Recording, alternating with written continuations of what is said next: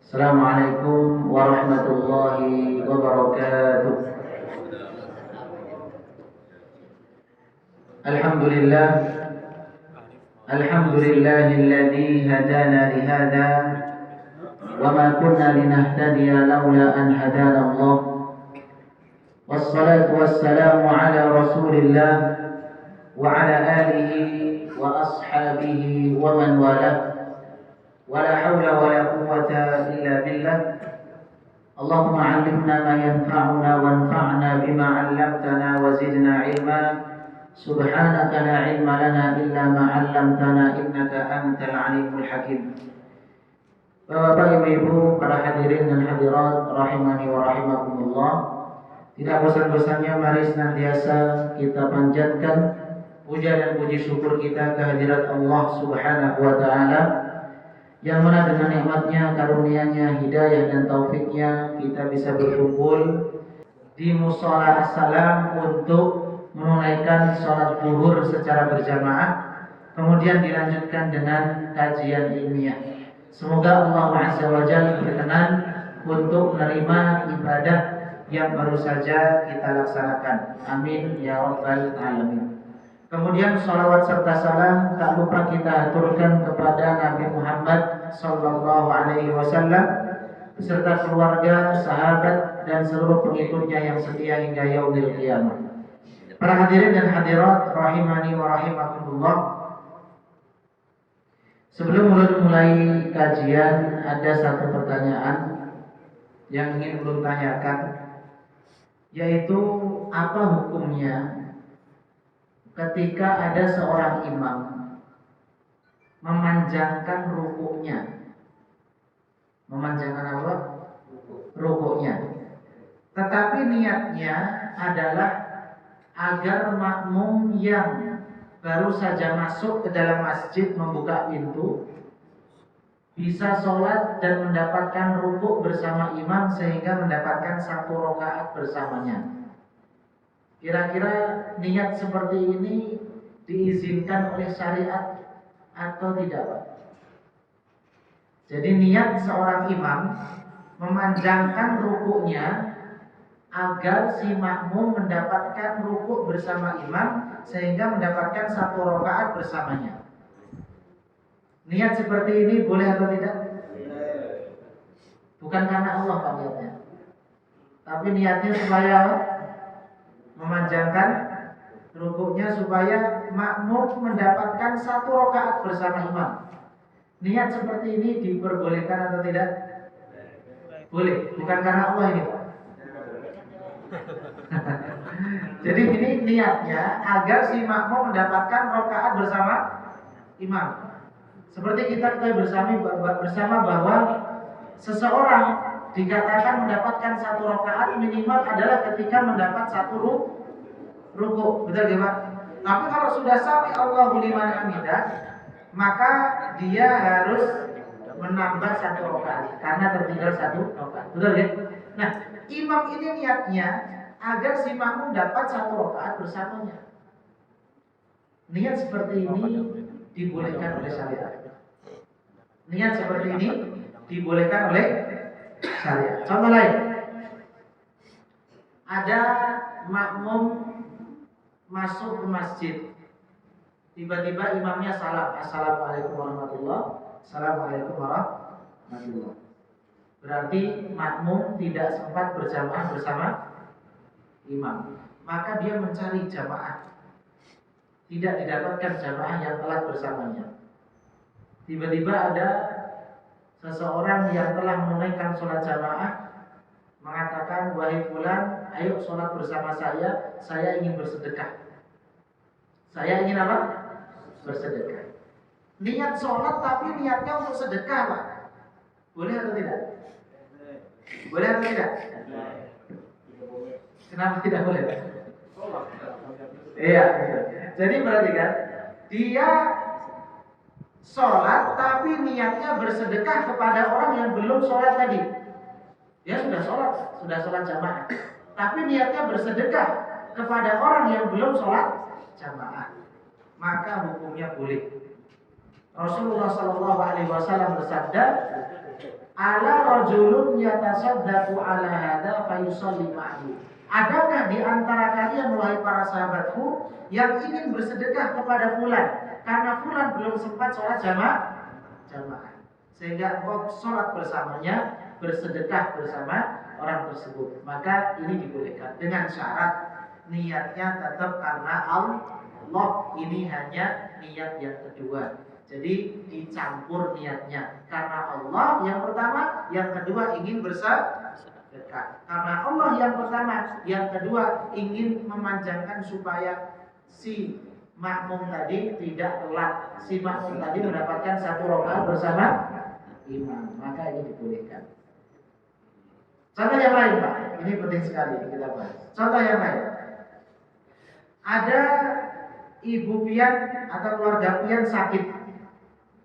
Insya Allah sehat semua ya Pak. Ini hanya misal, ya, sakit. Kemudian pian bersedekah, niatnya supaya dia sembuh dari sakitnya. Boleh atau tidak Pak? Bersedekah ini ibadah atau bukan? Ibadah. Harusnya untuk siapa? Untuk Allah. Tapi niat kita supaya ibu kita sembuh dari penyakitnya misalnya. Boleh atau tidak kira-kira? Rasulullah Shallallahu Alaihi Wasallam bersabda, "Dawu mardhakum bis-shadaqah." Obatilah orang-orang yang sakit di antara kalian dengan apa? Sedekah. Contoh lain, silaturahim. Silaturahim itu ibadah atau bukan? Ibadah atau bukan, Pak? Ibadah. Ibadah, bukan hanya adat. Tapi silaturahim itu ibadah. Ibadah yang agung di sisi Allah Subhanahu wa taala. Ketika kita niatkan silaturahim supaya rezekinya banyak, umurnya panjang. Boleh atau tidak niat seperti ini? Rezekinya banyak, umurnya panjang. Boleh atau tidak? Rasulullah Shallallahu Alaihi Wasallam bersabda, "Man ahabba an yubsata lahu fi rizqihi wa yumsa'a lahu fi atharihi falyasil rahimah." Barang siapa yang ingin dibanyakkan rezekinya, dipanjangkan umurnya, maka sambunglah tali silaturahim. Ternyata ketika kita mengatakan syarat diterimanya amal itu ada 2. Yang pertama ikhlas, yang kedua apa? Mutaba'ah, mengikuti tata cara Nabi Muhammad SAW. Ternyata ikhlas itu pembahasannya banyak, tidak sesimpel yang kita ucapkan ikhlas. Ikhlas itu ternyata turunannya banyak. Sehingga mungkin pada siang hari ini sedikit kita akan membahas tentang hadis yang berkaitan tentang ikhlas, yaitu hadis innamal a'malu binniyat wa innama likulli imri'in ma nawa faman kanat hijratuhu ila Allahi wa rasulihi fa hijratuhu ila Allahi wa rasulihi wa man kanat hijratuhu lidunya yusibuha aw imra'atin yankihuha fa hijratuhu ila ma hajara ilaihi. Sesungguhnya amal-amal itu tergantung niatnya. Di sini Rasulullah Shallallahu Alaihi Wasallam menyebutkan amal dengan bentuk plural atau jamak. A'malun artinya amal. Amal-amal itu tergantung pada niatnya. Bisa jadi Pak, satu amalan itu niatnya banyak, orientasinya banyak. Contoh, senyum. Senyum itu amalan atau bukan Pak? Amalan. Bisa jadi seseorang senyum itu untuk membahagiakan orang lain. Dapat pahala atau tidak? Dapat insya Allah. Bisa jadi senyum untuk meremehkan orang lain. Ada nggak Pak? Senyum tapi meremehkan orang lain? Ya, dapat pahala atau tidak? Tidak dapat pahala. Tidak boleh kita menyakiti orang. Contoh lain, berpuasa. Ada satu keluarga misalnya, ya, badannya gemuk-gemuk, badannya apa? Ganas. Ya, kemudian setiap hari puasa, masya Allah. Setiap hari apa? puasa. Boleh atau tidak Pak setiap hari puasa? Ya, harus dijeda. Misalnya ada namanya puasa Daud, 1 hari puasa, 1 hari. Ternyata setelah ditanya, Pak, kenapa tiap hari puasa? Saya diet. Niatnya untuk apa? Diet. Kira-kira puasa niatnya untuk diet dapat pahala atau enggak? Dapat pahala atau tidak? Tidak dapat pahala. Karena niatnya bukan ibadah. Niatnya untuk diet. Ada keluarga nggak makan seharian. Ditanya, puasa Pak? Puasa. Kenapa? Karena nggak ada makanan. Kira-kira dapat pahala atau tidak? Tidak. Karena niatnya karena tidak ada makanan, bukan karena ibadah lillahi ta'ala. Maka dari itu, satu amalan itu bisa niatnya banyak, bermacam-macam. Niatnya bermacam-macam. Dan amalan itu menurut ulama dibagi menjadi 3. Yang pertama perkataan, yang kedua perbuatan, yang ketiga pikiran. Pikiran ini masuk ke dalam amal, Pak. Contoh perbuatan tadi senyum sudah kita sebutkan. Sekarang perkataan, contoh perkataan begini.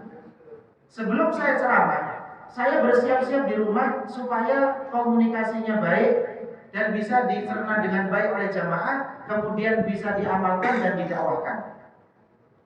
Itu niat saya ketika hendak berceramah. Sehingga berkata dengan perkataan yang baik, komunikasi yang baik. Ada orang niat kedua, saya memperbaiki komunikasi saya supaya dipuji oleh jamaah. Akhirnya perkataannya luar biasa, muhadharahnya luar biasa, kajiannya bahasanya sangat indah. Tapi niatnya supaya dipuji jamaah. Kira-kira yang dapat pahala yang pertama atau yang kedua, Pak? Yang pertama. Karena niatnya untuk ibadah lillahi ta'ala. Yang kedua supaya dipuji. Ini perkataan. Pikiran juga sama, Pak.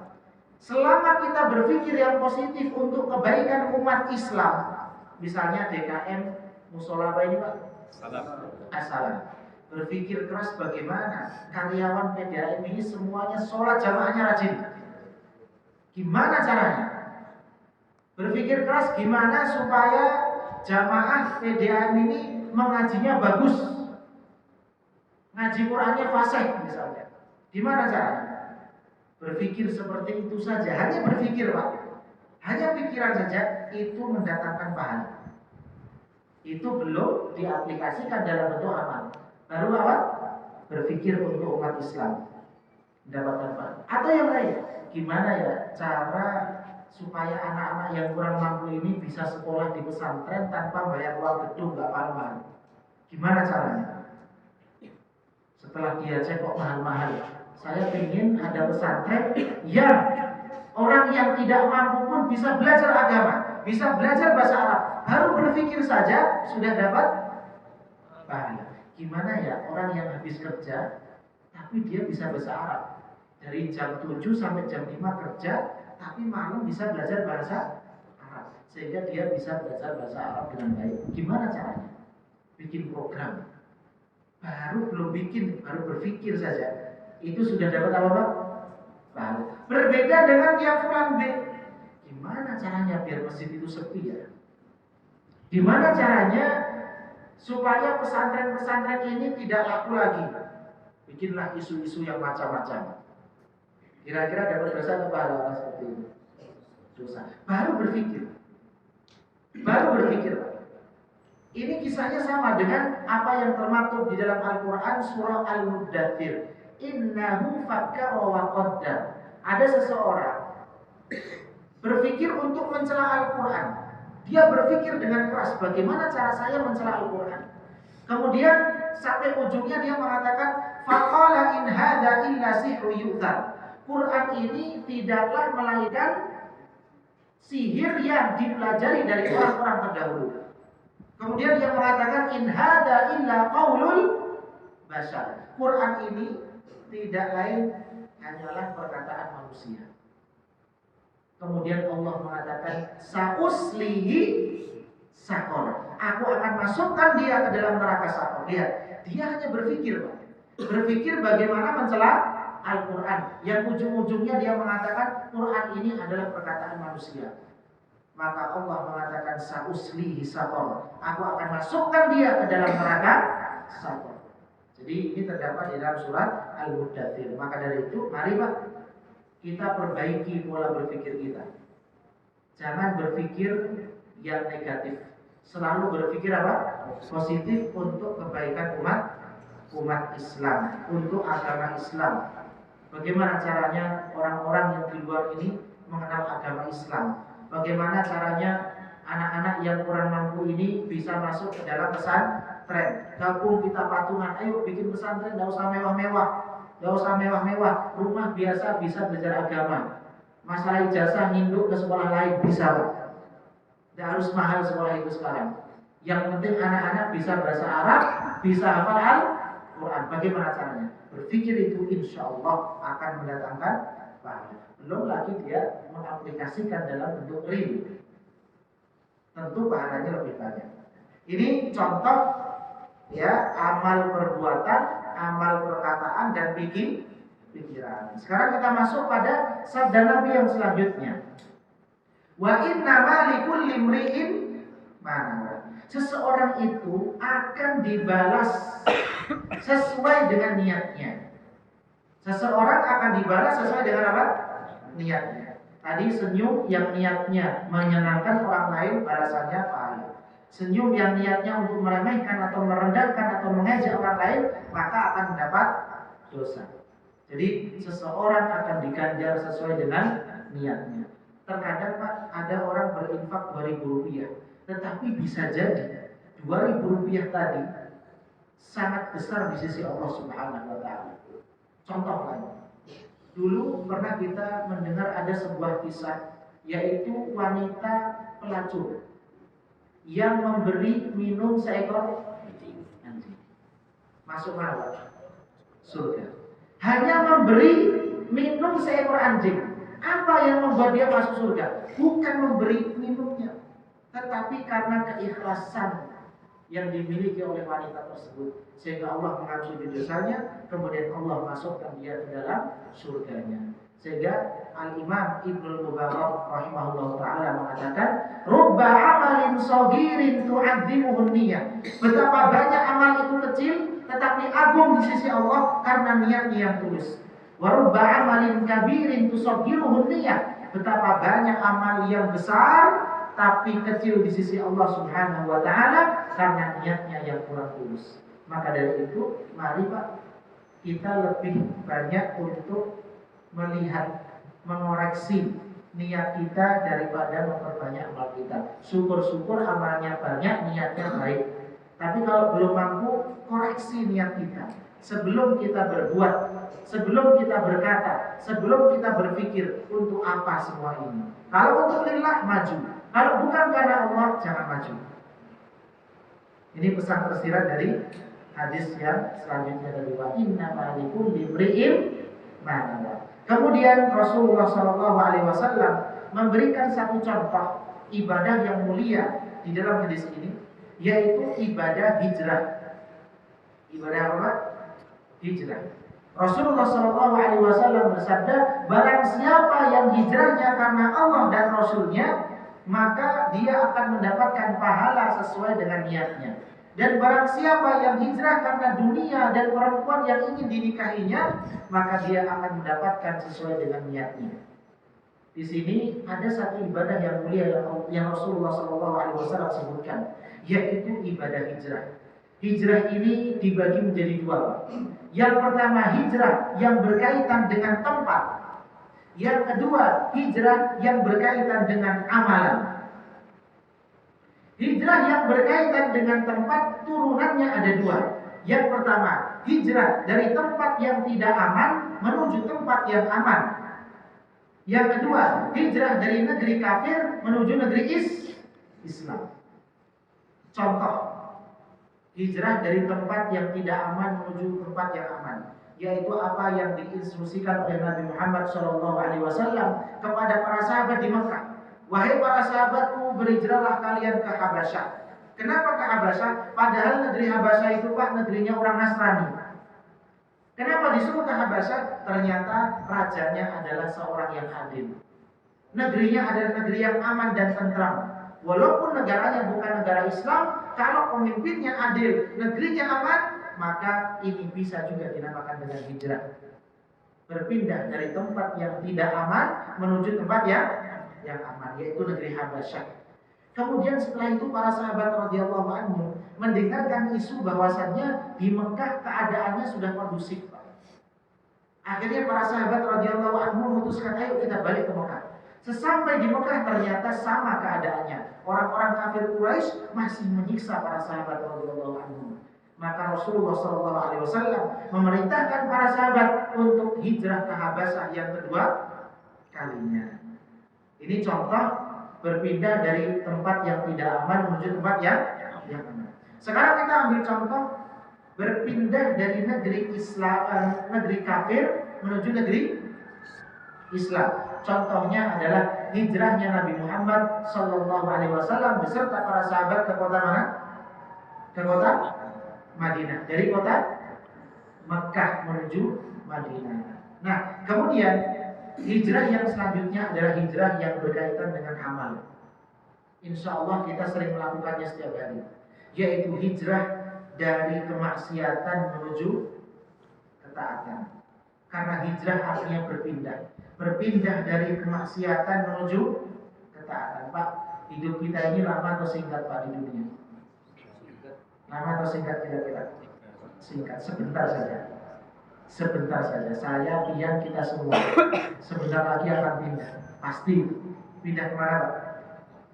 Ke alam barzakh atau alam kubur. Semuanya akan pindah. Maka dari itu, mari kita berhijrah Pak. Dari perbuatan buruk menuju perbuatan baik. Dari kemaksiatan menuju ketaatan. Yang biasanya sholatnya masih malas-malasan, ayo bangkit, sholatnya ditambah rajinnya. Ayo bangkit, yang biasanya softnya selalu terakhir harus di soft awal. Ayo bangkit, kalau biasanya qomat baru datang, ketika adzan dikumandangkan Allahu Akbar sudah ada di masjid.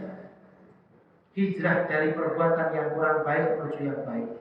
Hijrah dari perbuatan yang buruk menuju perbuatan yang baik. Dari kemaksiatan menuju ketaatan. Ini juga dinamakan hijrah. Wal muhajiru man hajara ma nahallahu anhu. Orang yang berhijrah adalah yang meninggalkan apa yang Allah larang. Kemudian selanjutnya di sini akan kita sebutkan fungsi niat. Ini penting sekali Pak. Fungsi niat. Saking pentingnya saya kasih contoh begini. Ian jam 5:30 mandi, 5:30 pagi, karena mau ke kantor. Sudah menjadi kebiasaan mandi jam berapa? 5:30 karena mau ke kantor. Qadarullah wa masya'a fa'al. Hari Rabu, tadi malam berarti hari Selasa malam, Ian junub. Ian apa? Junub. Jam 5:30 biasa mandi setiap hari 5:30. Yang nggak ingat kalau tadi malam junub, mandi saja karena sudah menjadi kebiasaan. Kemudian sholat subuh. Kemudian sholat apa? Subuh. Setelah itu makan, kemudian ke kantor. Sesampai di kantor jam 9 ingat, tadi malam saya junub. Tadi pagi saya mandi, bukan mandi untuk junub, bukan mandi untuk mandi besar, tapi niatnya mandi ya biasa, mandi adat, kebiasaan kita mandi. Kira-kira sholat subuhnya sah atau tidak? Sholat subuhnya sah atau tidak? Sah atau tidak? Tidak sah. Kenapa tidak sah? Karena ketika mandi besar tadi dia tidak berniat untuk mandi besar. Karena yang dia niatkan tidak ada niatnya memang Pak. Karena dia sebagai kebiasaan saja mandi adat, maka dia harus mengulangi mandinya. Inilah fungsi niat yang pertama, yaitu membedakan antara ibadah dengan adat. Mandi besar harus ada niatnya. Mandi biasa tidak ada niatnya, tidak ada masalah. Ini harus dibedakan. Contoh lain puasa. Tadi sudah kita sebutkan. Ada orang berpuasa lillahi ta'ala karena Allah. Ada orang berpuasa karena tidak ada makanan atau diet. Mana yang akan mendatangkan pahala? Mana Pak? Yang diet atau karena Allah?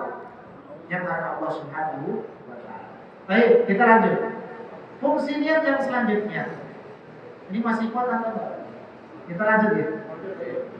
Fungsi niat yang selanjutnya membedakan satu ibadah dengan ibadah lainnya. Kalau tadi ibadah dengan adat, sekarang membedakan fungsi ibadah dengan apa? Ibadah lainnya. Baik, suaranya jelas? Suaranya jelas? Yang jelas suara saya atau suara hujan? Baik, perhatikan. Mohon diperhatikan, ini penting sekali. Membedakan satu ibadah dengan ibadah lainnya. Contoh, sholat sebelum subuh disunahkan untuk sholat rawatib. Berapa rakaat? Sholat ini Pak jangan pernah ditinggalkan sampai kita meninggal dunia. Kecuali ibu-ibu kalau haid. Kalau kita kan tidak haid Pak, jangan sampai ditinggalkan. Sholat 2 rakaat qobliyah fajar sebelum sholat subuh. Kenapa? Rakaatul fajri khairun minad dunya wa ma fiha. 2 rakaat subuh itu lebih baik daripada dunia seisinya. Jangan pernah ditinggalkan karena sholat ini salah satu sholat sunat yang tidak pernah ditinggalkan oleh baginda Nabi Muhammad sallallahu alaihi wasallam. Saking besarnya fadilahnya. Ulun mau bertakwa. Gerakan 2 rakaat sholat qobliyah subuh dengan gerakan 2 rakaat sholat subuhnya sama atau beda? Gerakannya sama atau beda? Allahu Akbar, takbiratul ihramnya sama. Tahiyatnya ada berapa? Ada 1, yaitu tahiyat akhir atau awal? Tahiyat akhir. Sholat subuh juga sama. Takbiratul ihramnya sama, tahiyat akhirnya juga sama. Yang membedakan keduanya apa, Pak? Niat. Yang membedakan keduanya nih niat. Nah, inilah fungsinya. Membedakan satu ibadah dengan ibadah lainnya. Yang kedua, membedakan satu ibadah dengan apa? Dengan adat. Yang ketiga, ini yang berkaitan dengan pertanyaan-pertanyaan di awal tadi. Membedakan amal ini ikhlas atau tidak ikhlas. Ini fungsi yang berapa? Yang ketiga. Membedakan amal ini ikhlas atau tidak ikhlas. Tentu yang pasti akan diterima oleh Allah adalah amalan yang murni lillahi ta'ala. Ikhlas murni lillahi ta'ala pasti diterima. Yang penting sesuai dengan tata cara Nabi Muhammad sallallahu alaihi wasallam. Yang menjadi masalah Pak, amalan akhirat. Ulangi, amalan apa? Akhirat. Karena kalau amalan dunia nggak ada masalah Pak. Contoh, saya sekolah IT, saya ingin menjadi hacker atau programmer. Supaya apa? Supaya menjadi orang kaya. Boleh atau tidak Pak? Boleh, nggak ada masalah. Karena dunia untuk dunia. Yang menjadi masalah itu akhirat untuk apa? Dunia. Ini yang menjadi pembicaraan kita.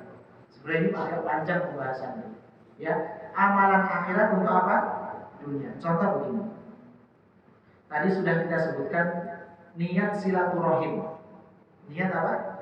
Silaturahim. Niatnya untuk apa tadi? Memanjangkan umur, menambah panjang umur itu dunia bukan Pak?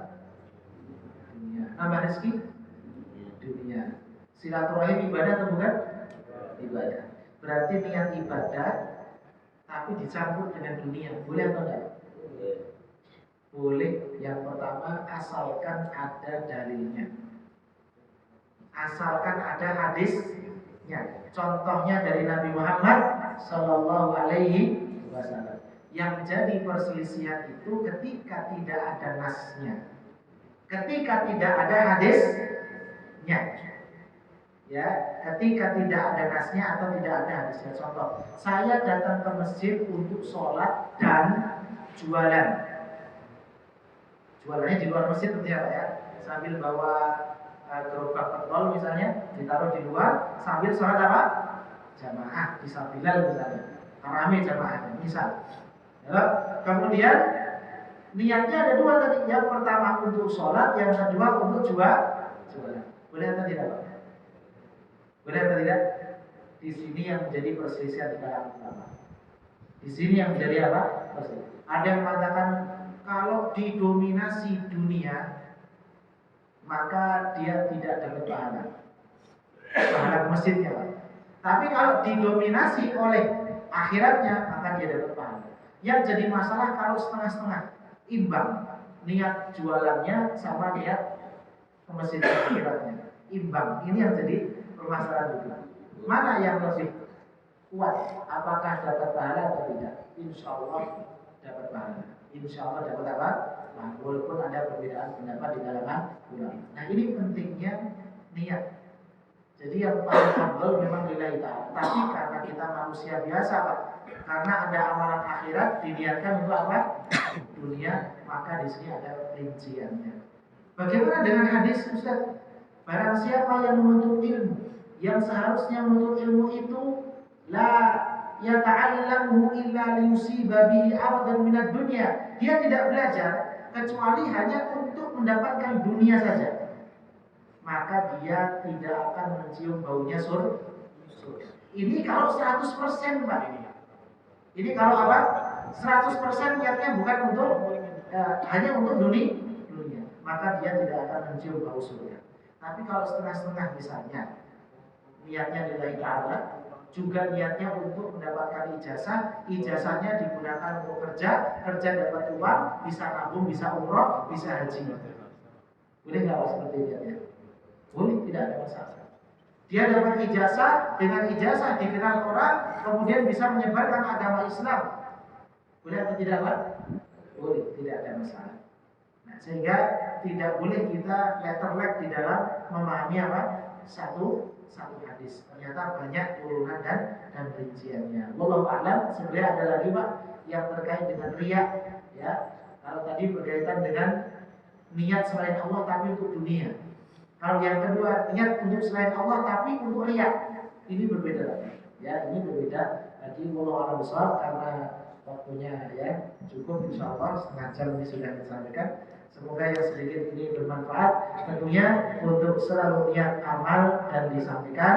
Jika ada salahnya itu dari syaitan dan dari mulut pribadi. Jika ada benarnya tentu dari Allah Subhanahu wa taala. Semoga Allah mengampuni dosa-dosa kita semua. Amin ya rabbal alamin. Semoga Allah memanjangkan umur kita semua di dalam ketaatan kepada Allah Subhanahu wa taala. Semoga Allah Subhanahu wa taala menetapkan kita di atas hidayahnya. Rabbana la tuzigh qulubana ba'da idh hadaytana wa hab lana min ladunka rahmah innaka antal wahhab. Allahumma ya muqallibal qulub tsabbit qulubana ala dinik wa ya musarrifal qulub sarrif qulubana ila ta'atik. Wa akhiru da'wana alhamdulillahi rabbil alamin. Subhanakallahumma wa bihamdika asyhadu an la ilaha illa anta astaghfiruka wa atubu ilaik. Assalamualaikum warahmatullahi wabarakatuh.